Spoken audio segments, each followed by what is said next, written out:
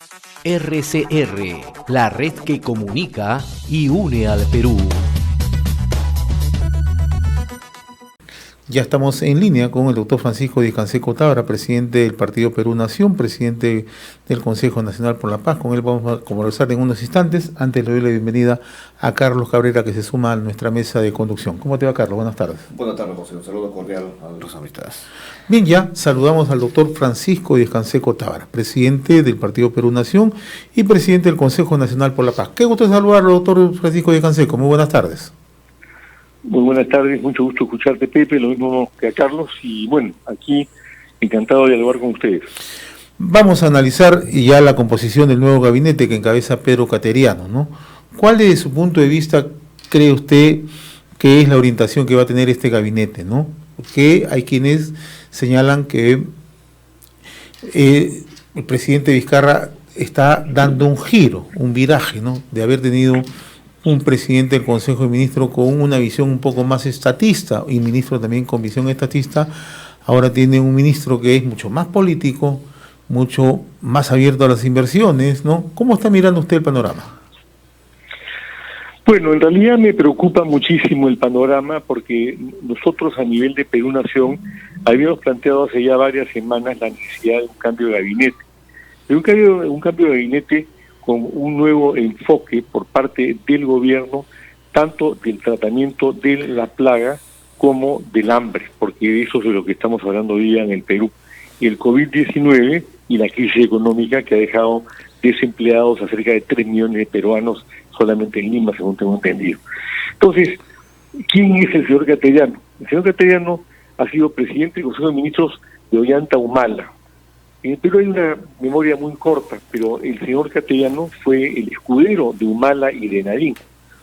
Hay ese famoso reportaje que salió en primera página de Perú 21, donde se le escapó la paloma y lo grabaron señalando que él podía hacer una serie de cosas en el Ministerio de Defensa porque ya tenía el visto bueno de Nariño y Heredia. Luego él salió a defender y a blindar a los Humala de todas las acusaciones de corrupción que tenía. Entonces, ¿qué es lo que ha hecho el señor Vizcarra? En lugar de remozar el gabinete, de poner a alguien nuevo con una trayectoria limpia, recurre a un viejo operador político que ya ha dejado huellas en el Perú de sus vinculaciones con los Humala, que es gente de lo más corrupta, y que viene a ocupar nada menos que el cargo de primer ministro y además poniendo a su gente. Está defendiendo ahora a este señor Ruggiero, que va a ocupar la cartera de trabajo, las imputaciones que se le hacen por cholear a la gente. Bueno, en fin, de repente cholea, pero es efectivo, es eficiente, pero desde el punto de vista formal eso es poco perdonable. El tema central es ese. ¿Hay un cambio de gabinete o lo que ha hecho el señor Vizcarra es colocar al frente del gabinete a un astuto operador político que se ha jugado por Humala, que tiene antecedentes por todos conocidos y al que va a utilizar como operador político de acá al cierre de su mandato, porque sabe que ya se le acabó el arma de presión de la disolución del Parlamento vía la famosa cuestión de confianza que ya no puede aplicar. Entonces, para mí se está cubriendo políticamente, porque además el propio Vizcarra tiene una serie de acusaciones y le han clavado hace algunos días una ley por la cual podría terminar hasta defenestrado en el curso de los próximos 10 meses. Yo creo que él está cubriéndose el flanco. Que haya un cambio de política lo veo altamente dudoso, porque el señor Cateriano ha sido presidente del Consejo de Ministros de un personaje como Humala que arrancó a la extrema izquierda y se desplazó hacia el centro para poder ganar las elecciones, y que era absolutamente pragmático en el manejo de sus cosas y totalmente corrupto en el manejo del dinero conjuntamente con David. Y Cateriano cubrió todo esto.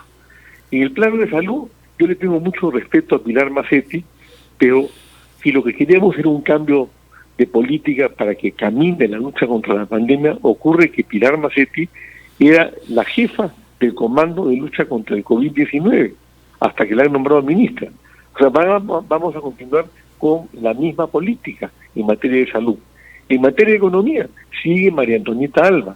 Vamos a continuar con la misma política económica. La única diferencia para mí en este gabinete es que Cateriano es un operador político y lo están poniendo para que cubra a Vizcarra como escudero en sus últimos 10 meses de mandato. Esta mañana, justamente, el presidente del Consejo de Ministros, Cateriano, ha estado en el Congreso de la República, se ha reunido con el presidente de dicho poder de Estado, con el señor Manuel Merino de Lama, ¿no? Y bueno, ha ofrecido, ¿no?, la mejor voluntad de parte del gobierno de tender puente con el legislativo, ¿no? Para usted eso es simplemente palabra muerta. No, yo no creo que sea palabra muerta. Ahora tienen que transar y tienen que negociar, porque están con la espada de Damocles de la ley que ha dado el Congreso, eliminando el antejuicio al presidente de la República y a los altos funcionarios del Estado, por un lado, y por otro lado, repito, ya no tienen el arma de la cuestión de confianza, ni mucho menos de la disolución del Congreso.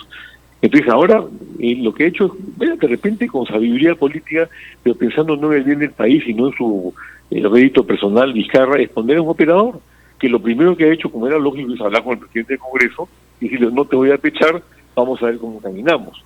Pero lo importante para el país no es eso, lo importante para el país es qué medidas se van a tomar para luchar contra la pandemia efectivamente y qué medidas se van a tomar para enfrentar una crisis económica que ha tenido como una, repito, primera y muy buena intención del gobierno, la creación, por ejemplo, de Reactiva 1, pero que, para sorpresa de todos nosotros, un 70% de esos 30.000 millones se los han llevado grandes grupos económicos que no requerían esa plata porque tienen hasta bancos propios, y 80 millones en manos de estudios de abogados, algunos de los cuales están abiertamente vinculados a la corrupción.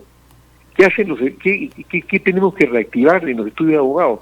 Por amor de Dios, 80 millones, o sea que eso está mal enfocado. Yo no creo que haya habido un acto corrupto de parte de María Antonieta Alba, creo que simplemente la falta de experiencia y los asesores que la rodean se la comieron crudo.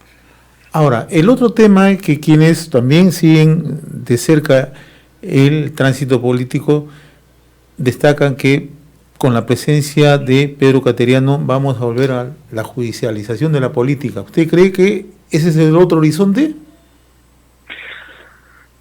Podría ser, yo creo que Cateriano va a tratar de hacerlo lo mejor posible al servicio de su jefe, que es Vizcarra, pero no olvidemos tampoco la vinculación que él tiene con la izquierda caviar. Ahí hay una famosa foto de Vizcarra que ha circulado, de Cateriano, que ha circulado por todos lados, en la compañía sonriente de Rosa María Palacios, Augusto Álvarez Rodríguez, Hernán Chaparro, el encuestador de los caviares, en fin, etcétera, etcétera. Están todos metidos ahí, rodeando a Cateriano. Ese puede haber sido otro factor de peso para Vizcarra, que está rodeado de caviares en Palacio de Gobierno, para contratarlo, para llamarlo, para convocarlo, para nombrarlo a Cateriano como presidente del Consejo de Ministros, que de esta manera él se asegura, o quiere asegurarse, el apoyo de ese sector de lobistas que sin duda tienen peso en los medios de comunicación. Ahora, pero uno de los temas que ha mencionado Cateriano en su primera presentación también es que ha expresado que una de sus preocupaciones también en los que se abocaría en este tema es garantizar una transición democrática transparente, ¿no? Y que eso también va a ser parte de sus funciones. Bueno, a quien le toca garantizar la transición democrática transparente desde el punto de vista legal es al sistema del Jurado Nacional de Elecciones, con la OMPE, con el ROP, etcétera, y ahí también pues hay muchas cosas que se tienen que observar. Él está en la obligación de hacer lo que ha dicho, no puede ser un llamado de sorpresa que él asevere semejante cosa cuando estamos a 10 meses de elecciones sumamente difíciles por la situación del país, por la falta o la casi posibilidad de desplazamiento o de congregación de gentes, etcétera, etcétera. Va a ser una elección singular. Sin duda, espero que cumpla su palabra, pero no tiene por qué decirlo. Esa es su obligación como presidente del Consejo de Ministros. Ahora, en el contexto del cambio de gabinete, ya, como usted mismo menciona, tenemos el tema del proceso electoral, pero creo que estamos, a diferencia de otros procesos, ¿no?, en los cuales ya estábamos en la agenda plena del desarrollo, ¿no?, de las actividades preelectorales, actualmente no vemos ese tema. ¿Cómo van a enfrentar las organizaciones políticas esta situación?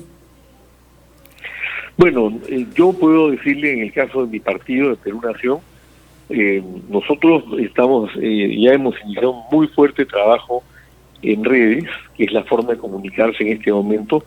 En la medida de lo posible nos vamos a desplazar por todo el país, tomando las medidas sanitarias correspondientes para poder hablar, cumpliendo las medidas de distanciamiento social con las personas que quieran hacerlo en forma personal con nosotros.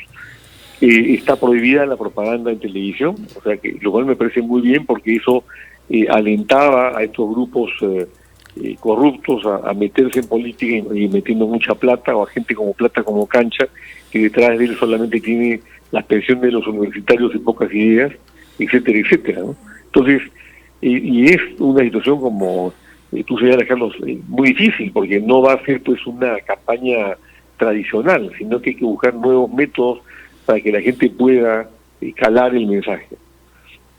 Ahora, esto ha llevado pues a una serie de planteamientos, ¿no? Hay quien, y hemos escuchado también algunos representantes del Jurado Nacional de Elecciones, la posibilidad, por ejemplo, de un voto a distancia, utilizando medios digitales. Estamos en la capacidad y en el tiempo, ustedes que están actuando plenamente ya en este proceso, estamos en el momento adecuado y con las herramientas adecuadas para lograr una propuesta de esa naturaleza.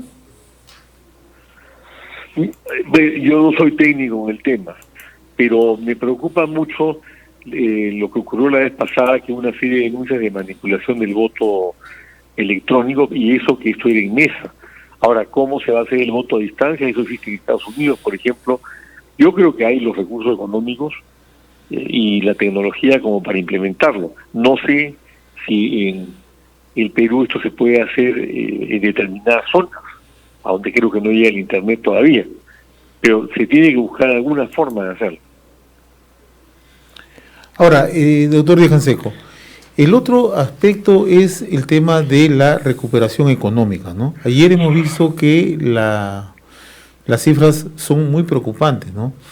Hemos tenido una caída de 32.5 en mayo y el empleo solamente en Lima, o mejor dicho, el desempleo, de acuerdo a la cifra del Instituto Nacional de Estadística e Informática, alcanza 2.700.000, ¿no?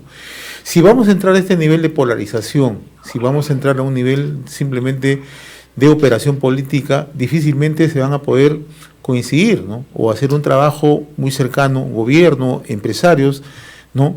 Que se requiere, ¿no? Si bien es cierto, la inversión pública es necesaria, pero también la inversión privada lo es. Entonces, ¿qué salida podemos encontrarle? Bueno, el tema es el siguiente. Por ejemplo, a nivel de minería hay proyectos valorizados en 60.000 millones de dólares que están paralizados. Eso se tiene que activar. Ahí han nombrado a un hijo de Rafael Belaúnde Aubry, o sea, nieto de don Fernando Belaúnde, como ministro de Energía y Minas. Yo no conozco los antecedentes, no sé de qué pie cojea ni por dónde patea la pelota, pero espero que pueda generar la confianza que tiene que generar el gobierno en su totalidad para que las inversiones retornen. Pero ahí entonces viene el problema de la presión de la caviarada. Acá se requiere un gobierno fuerte que haga cumplir la ley, que ponga las cosas en orden, tanto a nivel de las empresas, como los chinos que compraron las bambas y generaron el problema social que no existía con la empresa anterior, como a nivel de los propios habitantes de la zona, que deben respetar la ley y, por supuesto, hacer valer sus derechos medioambientales. Ese es el problema que hay en el Perú, que el gobierno va con el vaivén de las cosas. Vimos el caso de Tía María. Vizcarra se fue a Arequipa y transó con el gobernador de Arequipa después de que había dado la licencia para seguir adelante con el proyecto, aunque todavía no existía lo que se denomina la licencia social, que debe quedar bien claro que no es un papel que tiene el gobierno, sino que significa la aprobación de la población. Entonces, el problema es ese, ¿cuál va a ser la política del gobierno en esa dirección? Para que haya reactivación se tiene que inspirar confianza al sector privado nacional e internacional. El segundo tema es además de los 60.000 millones que están soltando para reactivar la economía, deben soltarlos en la segunda tanda de retirados solamente a las medianas, pequeñas y microempresas, que no entren a medrar los grandes grupos económicos, como no ocurrió, por ejemplo, ni en México ni en Chile, donde se han implementado programas similares, y a los grandes se les dijo, señores, ustedes con sus utilidades acumuladas, con el capital que tienen, con los bancos que poseen finanzas, a nosotros hay que darles la mano. Ese es uno de los errores más graves. El tercer tema es que yo creo que el gobierno debe dar una sólida batalla contra el acaparamiento y la especulación. Se han soltado 30.000 millones de soles y van a soltar 60.000 para lo de Reactiva. ¿Cuánto le costaría al gobierno, por ejemplo, hacer una compra y una distribución gratuita de ciertos elementos esenciales sanitarios para la lucha contra la pandemia? Por ejemplo, las famosas mascarillas, las más caras, las más apreciadas, las que se han vendido hasta en 25 soles por unidad, la KN95 en China valen 3 soles, puestas en Lima o en Callao 3 soles 20, 3 soles 30. Si el gobierno compra, no sé, 30 millones de mascarillas, una por peruano, estaría invirtiendo 100 millones de soles, que no es nada en este escenario, y las reparte gratuitamente. Esas mascarillas pueden lavarse creo que 40 veces, o sea, sirven para 40 días. Muy bien, si es así, que invierta pues 300 millones en mascarillas y las reparte gratuitamente. Se acabó la especulación con las mascarillas. Y que haga lo propio con algunos medicamentos básicos que son esenciales también y requeridos y que pueden servir para salvar vidas. Y lo mismo con el oxígeno. Si invierte 60.000 millones en préstamos, ¿cuánto puede invertir en la salud de un país que tiene en este momento un sistema integral de salud que está invirtiendo 6 soles 85 por persona por mes? Esa irrisoria cifra es la que se invierte por persona por mes, de acuerdo a las cifras oficiales del CIS. Que meta plata en eso, para ayudar en la pandemia, especialmente a los que no tienen recursos, a los que seguramente están usando mascarillas de un sol que no sirven para nada, o de 10 centavos o lo que fuere. Pero la especulación, por ejemplo, las mascarillas, yo la conozco porque en la planta que yo manejo, comprábamos esas mismas mascarillas a 13 centavos la unidad, antes de la especulación. Entonces, son cosas que el gobierno tiene que hacer de manera concreta, pero yo no veo que haya reacción. En cuarto lugar, es indispensable, por ejemplo, ahora que se viene la siembra grande de la sierra en el sector agrícola, que estén disponibles los recursos económicos para financiar no solamente la costa, que es la que siempre ha recibido a través de las grandes empresas la financiación, sino la siembra de la sierra de donde viene la gran parte de los alimentos del Perú. Sobre eso no veo nada. Está Jorge Montenegro, de ministro de Agricultura, que es un hombre que sabe de estas cosas, ojalá que actúe. Pero lo que yo veo es un gobierno con incapacidad de gestión, y podría seguir extendiendo en las otras áreas. Necesitamos gestión, capacidad de gestión y sentido autocrítico de parte de María Antonieta Alba para que no repita la metida de pata de Reactiva 1. Muy bien, doctor Francisco Villacanseco Tábara, presidente del Partido Perú Nación, presidente del Consejo Nacional por la Paz, como siempre, ha sido grato conversar con usted. Le agradezco la gentileza, muy amable. Un abrazo fuerte, mi querido Pepe, y lo mismo para Carlos. Gracias. Cuídense. Gracias, de igual manera, cuidarse. RCR, la red que comunica y une al Perú.